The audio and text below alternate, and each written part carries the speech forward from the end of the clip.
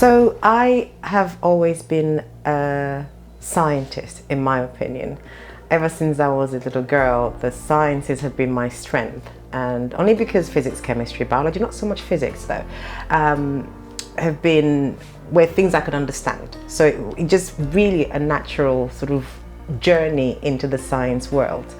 At the age of 15, I was born in Nigeria. At the age of 15, and I guess backtrack a little bit, my parents recognized something in me, something in terms of, wow, this girl is good at something, let's nurture it, let's feed it. So at the age of 15, I got into university in Nigeria to study industrial microbiology. So I was this scrawny 15-year-old at uni with all these tall people. And the mind-blowing bit was that university had a primary school attached to it. And that was actually the primary school I had attended, so it was all really bizarre.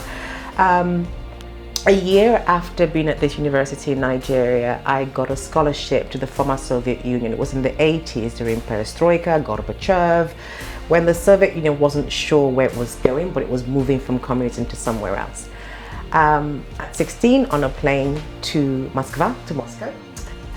Very daunting, but very exciting.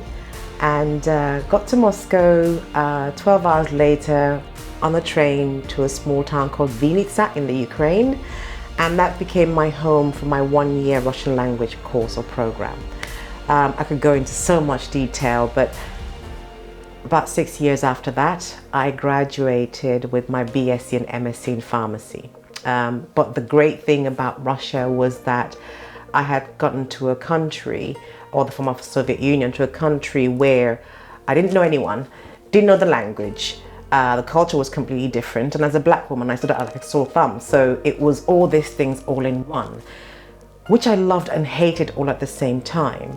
But looking back now, I didn't realize what that was preparing me for, because you get thrown into this place as a young kid and you grow within that.